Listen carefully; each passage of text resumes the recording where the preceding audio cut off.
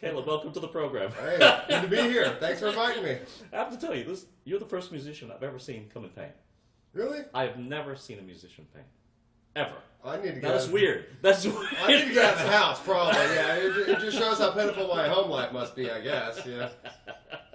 What I'm trying to do is maybe draft the rest of the cast and come to my house and painting later, and I hope by showing some good. What are you talking about? What are you painting? Oh, I've got to put walls up in my laundry room right now. I had a pretty steady leak that happened for about 7 months before I discovered it, and it rotted out all the floors and all the walls in my laundry room. So. Demo was fun for that, let me tell you, and then I'm still fighting the cat because she keeps crawling out through the insulation. She's finding a way to crawl out of the house now, some sort of fashion.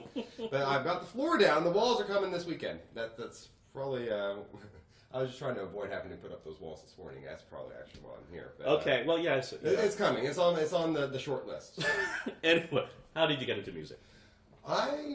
I don't really know how I got into music. I think it's always just been ingrained in me in some form or fashion. When I turned 18 and graduated from high school, my Aunt Cheryl sent me a card that with a picture on the front with this baby. You saw the back of this baby, and his hands are both up here, looking like Furious Beethoven, and you saw this big patch of red hair. And I looked at that picture, I was like, that room looks so familiar. Well, come to find out, it was a picture of me at 18 months old. Wow. And I thought I was this little Mozart, Beethoven on the piano. I looked like I really knew what I was doing. Of course, I knew better than that. But so apparently about 18 months, was the first, documented footage of me trying out the piano. My first piano lesson was about 4. At 5, I started taking more regularly structured piano lessons. By 6, I started learning songs by ear. It started off with my mom's favorite soap operas. And my favorite video games, and I started with those theme songs and trained my ear and started reading music, and the rest is history. So, have other people in your family? I mean, are they musically oriented too, or they try to be? My brother is pretty good on guitar nowadays. Right. As an adult, he found the guitar. He struggled on piano himself. But yeah, my parents were pretty musical. Some of my earliest memories were actually of my mom and dad singing folk rock on a stage. I don't even. Yeah, that was like Jerry Curl perm on my dad. With that white man afro that just never seemed to ever looked cool for some odd reason, but they didn't know that at the time. And they used to sing the Peter, Paul, and Mary, Bob Dylan type songs, and so I remember "Puff the Magic Dragon" was probably one of the first songs they ever wrote words to. Yes. And so yeah, I had a pretty musical background, and my mom, she babysat for 2 whole years straight and didn't spend a dime of that money so she could buy herself her first piano. And that was the piano I actually learned to play on, and she still won't let go of it. Really? She still has that piano? She still has that piano. I'll inherit it, but that's what it's going to take before it finally makes it to my house. But, that's incredible. What about your extended family? Anyone else musically oriented? No, not really. I mean, I have families. I have family that's in the production industry. Right. I have a cousin that used to be Celine Dion's stage manager. Wow. And for her Vegas show, he did that for years and years and years. And she went back, and he went back for a little while too. So he's probably as far as in production, he's probably the most seasoned professional in my family as far as that's concerned. But I'm the only one crazy enough to be a professional musician. So. So, obviously, you had a talent for it. You did this all through high school. I had a knack. I started playing piano bar when I was actually in high school. It was it's pretty neat. My junior and senior year, I got to show up late to school in the morning because I didn't get out of work until 1 o'clock in the morning. Playing bars, and I wasn't even allowed to drink, and I was always the youngest one on the bar. But I could be there to entertain the drunks. I just couldn't be one.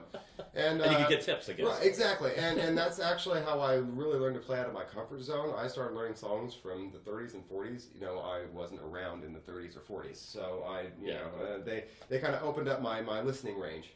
And I became a much more eclectic musician as a result of that. So, now I like to pride myself, and I can play just about any genre you throw at me. And wow. So I guess you would get requests, and you'd have to just all the time. Play, and I would either, this is before the internet was really big, and everybody had their little iPads with all the songs. Oh, yeah. I mean, this is way back when, and I would bring these. I had these 2 huge carts just full of music and real books and just all sorts of random music, and I get a request, and I try to just sort through it.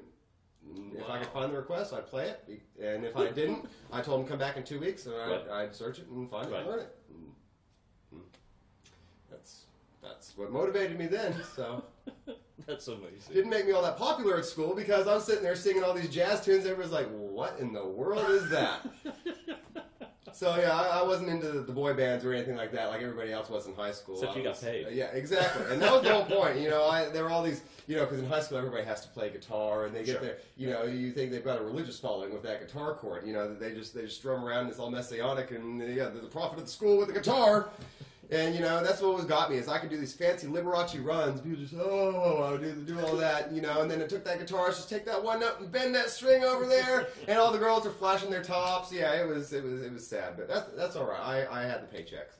I didn't have the following, but I had the paycheck, and that was the important part. So, after high school, what made you choose particular college you wanted to go to? Well, actually, my freshman year of college, my father passed away, and because of that, I didn't want to be too geographically far from my mother. Sure. And so that kind of limited my options. It was basically U of H, Sam Houston, or A&M. And I'm much more of a Longhorn fan than an Aggie. My brother actually is an Aggie, bless his heart. Right. He just didn't know better at the time. And so he went there. So I was like, no, I didn't want to be. You don't want to be at school with your younger brother. I did that enough growing up. I didn't want to do that in college. Also, I can't think at A&M having a music. I didn't think they no, exactly. They didn't really have it, right? Unless I wanted to join the Marine Corps band or something. Right, yeah, it wasn't really my thing. And I've got a family full of teachers. I mean, my like 3 of my aunts and uncles are teachers. So they went to Sam? Yeah, one of my grandparents. No, nobody else went to Sam. Really? All my family's not from Texas. Right. They're kind of spread all over the place. I was raised in the military, and it's just kind of Texas. So Texas is where I wound up. And Sam Houston was pretty close. I had to decide whether I wanted to drive to Huntsville or drive to Houston from Conner every day. And that Houston traffic really made up my mind for me. So that was it. So it was Huntsville all the way, and go Bearcats. It's no problems there. They're it's a good teaching school. So sure. It kind of I just led right into it. And it was actually working through the music department. My music professor, the head of the music department, got me involved in musicals there. And my very first musical in college was The Best Little Whorehouse in Texas. It was my first time in an orchestra pit. Right. It was my first time playing country music. Right. And the band that I had in the orchestra pit was a band called Middle Finger, which was a punk rock band from Austin. And don't get me wrong, everybody knew who Middle Finger was in this area. Right. But when you told them they were playing country music, everybody's jaws would just drop. And so, it was just us in the orchestra pit. And we had a riot. I don't think any of us knew exactly how fun it was going to be going into. Really? And it was such a blast. I mean, it literally changed my life. From that point forward, I did every musical that they offered at college until I graduated. Wow. And then apparently I liked it enough, and I was crazy enough still, I decided to do community theater afterwards too. So it's a lot of fun, and I really wouldn't trade it for the world. It's just it's a fun experience no matter what show. Even the big monster shows, the ambiance you get being in an orchestra pit and just letting it all come together. I think it's just the seeing what man can accomplish when they unite. Right. I think is really what did it for me as far as staying in the production industry. So obviously you've done a lot of work in theater. Do you ever get a chance to go see theater? Not really. I don't enjoy it, and that's what I come to find out. Really? When I do, I overanalyze everything that's going on, and because you do it, and then whoever the poor soul that's sitting next to me has to listen to me explain everything that's going on the entire time. Like, oh well, the lights are out for extended time because they had problems changing the scenery around, or did you hear that cue notes because the actor couldn't find their pitch without it, things like that. I just learned parts of the business and so I'm so caught up in the production that I don't even know what's going on. By the time the show's over, you can ask me any question about it. It's like, who? Why? Where are you talking? Oh, the fan. He's the guy with the mask and the rose, right? That's basically all I know. And so other than that, I'd much rather be in the pit and part of the production than on the outside looking in. But certainly you must have seen some shows as a kid. Oh yeah, don't get me wrong, I was raised, my mother's favorite movie was The Sound of Music, and like at least once a week my entire childhood. It's the reason I pass on that show now. I can't bring myself to do it, But yeah, Seven Brides for Seven Brothers, she made sure I was as well cultured as she could make me. Right. And that's kind of what got me into it. So yeah, I've seen a lot of productions from the screen, and if I get invited or there's a group going, I'll go see a production. But it's pretty rare occasion that. So you're almost there for the group event. It's Yeah, doing it as a group, not so right. much necessarily Yeah. see the show. Yeah, Yeah, no. they're there. You'll go support. No, them, there's but, certain yeah. shows that I just can't wait to see. You know, Right. like I mean, I had to go see Spam-A-Lot. I mean, Right, you, right. you have to Sure. go. You have to go see the big ones that are generation archetypical type of things. Right. You know, Avenue Q. I had to go see that. Right. There are just certain ones I just couldn't stay away from. Right. But for the most part, classic musical theater just doesn't appeal to me as much as it probably did when I was younger. Right. I like to see what's newer, what's avant-garde, and seeing how the industry has evolved just since I started being Right. part of it. Well, in college, you didn't just major in music, right? No, I definitely did not. I was a business major and poli-sci major because I was going to. That's the pre-law method. I was going to be an entertainment lawyer, and so I triple majored piano performance for the music aspect, general business administration, and then the poli-sci. And believe it or not, find out I use all three of them in every other aspect of my life ever since, it seems. Really? Yeah. The politics, believe it or not, there's a lot of politics in theater, come to find out. Oh, I yeah. didn't realize there really is, and especially in community theater where you're not offering money, you got to That's offer right. something. And so it's Right. a lot of It's prestige, compromise. power. Right, Right, exactly. And then the business end, I'm a professional musician. If I didn't I learned how to balance my budget, I probably would be living on the streets without a phone. So that's kind of how that came into play. But it sounds like your business degree is going to come in Yes, helpful for your new venture. I certainly am. I'm buying a business right now. I'm buying a music studio that teaches piano, guitar, and possibly voice and violin if I have anything to say about it in the next few months. And then they also do kinder music, which is child development training with music involved. And so it's moving on to the next step in my life. It should be exciting. Finally growing up, it's like I've been living like that. I went through college, graduated, like I'm going to be a professional musician, sleep till noon every day, and then now I'm up at the crack of dawn with the normal people, and coming home 5 o'clock. And, Short on sleep. Exactly. Yeah, it's like all right, this is how normal people do it. I guess if I couldn't beat them, I had to join them at some point. So yeah, but. Yeah, I'm definitely I'm excited as can be about it, and I plan to. Well, as long as music's a part of my life, it doesn't really matter what I do. Money's a luxury. Yeah. But as long as the music is there, I'll enjoy myself. So, how long have you been in the area? I've been in this area since freshman year of high school. We'll just say that's less than 20 and more than 10. I was raised in the military, so I moved around a whole lot growing up. It's basically my dad got multiple sclerosis once we moved to Conroe area and got discharged and died a few years later. So basically, that kind of I've stuck my roots in here already. Right. But luckily, everything grows well in Texas. So sticking my roots down in Conroe was quite all right. I'm still flourishing. Yeah, I was about to say, you have some options, but then if you're starting a business, no, you're not going anywhere. No. I'm definitely going to stick around for. I've got a 5-year business plan that I've at least got to stick around for. So, what was the first show you ever did at the Crighton? First show I ever did at the Crighton was Pump Boys and Dinettes. That was actually a full blown. I recorded some synthesizer tones for Brigadoon, Right. and the Music Man. Right. Way when I was back in high school, but I mean, it was like 30 minutes on a Saturday. It was recorded, put into there, and that's all I had to do. And my name was in the program. Sure. So I kept the program because my name was in it. And Sure, then, sure. But yeah, the first thing I ever did actually on stage was Pump Boys and Dinettes, and that was interesting to me because it was the first time as a pit musician that the pit was actually on the stage. Oh, and really? so, I couldn't just pick my nose and make fun of the actors the entire show. I actually had to, keep a good. You were on face display. Exactly.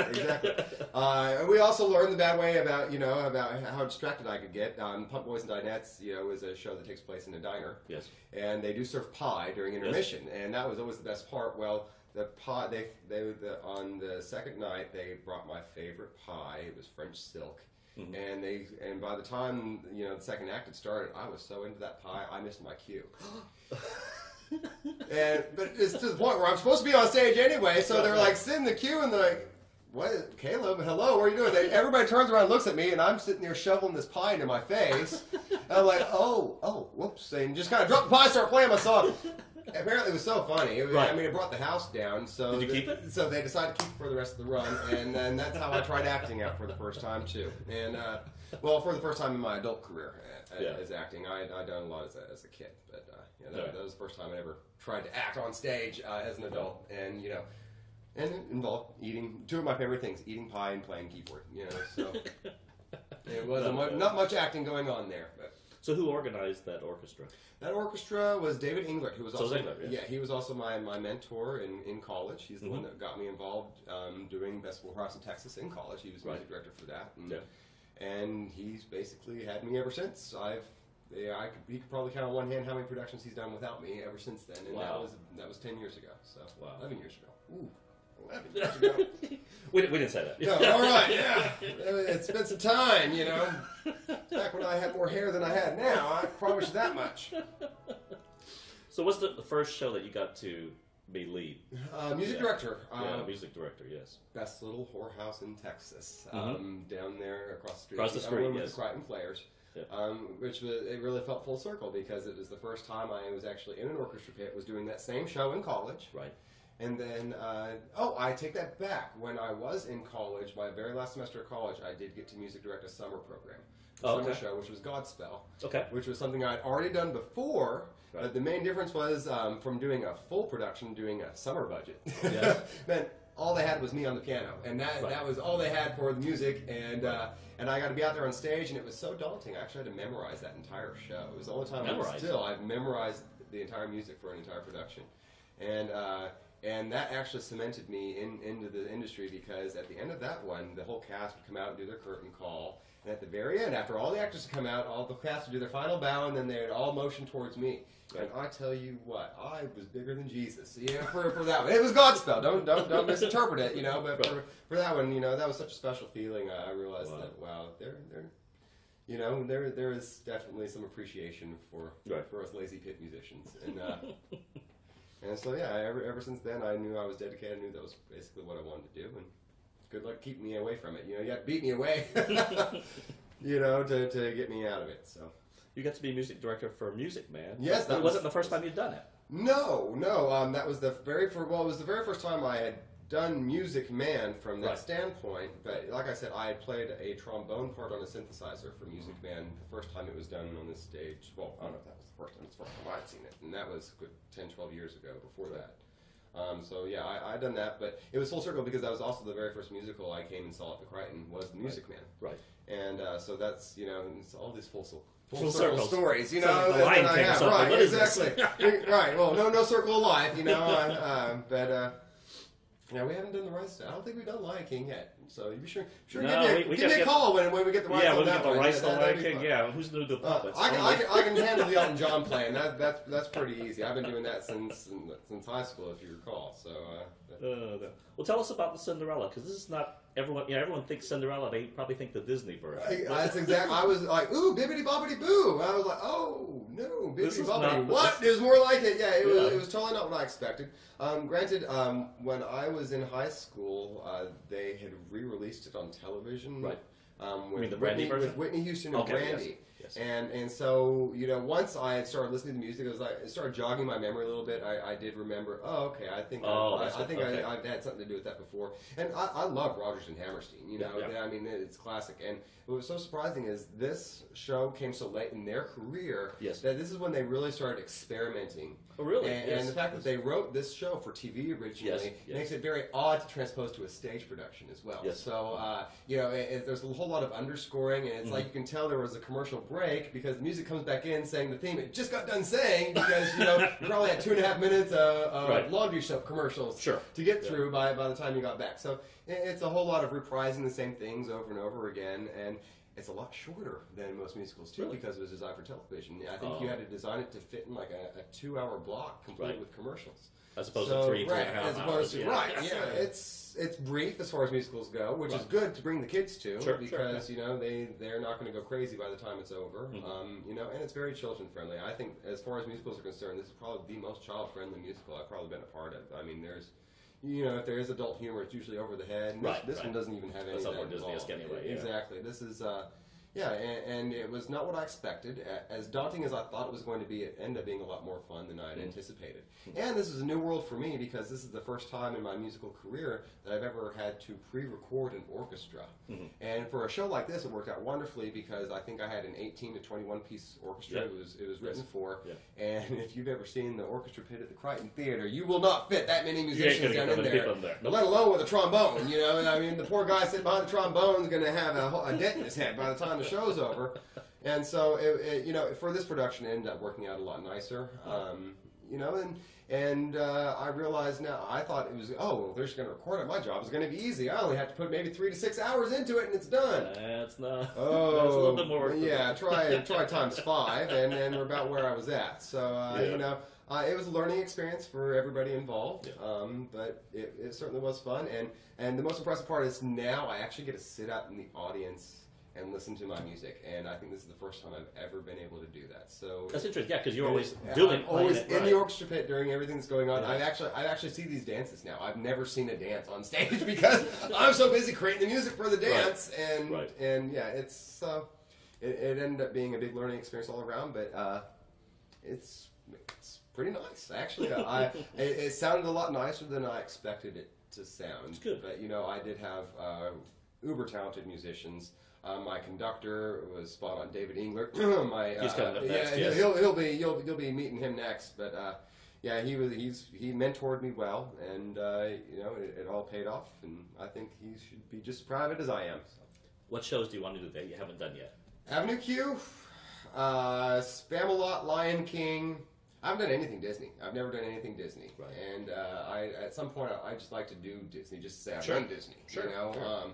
But definitely some of these more modern musicals, the last 5 years, I think that'd be a fun one to do. It's a nice smaller end musical, but you know, with lush musical orchestrations, and you know, I just like to do something that was written maybe in the past 20 years, as opposed to well, that's coming up pretty soon. 80 years ago, you know. The Drowsy Chaperone was. Yes, I heard about Drowsy Chaperone. So. I've actually seen both a Thoroughly Modern Millie and Drowsy Chaperone with the original Sutton Foster in it. Just awesome. It's awesome, and it's done 20 style, but they're modern musicals. They were written.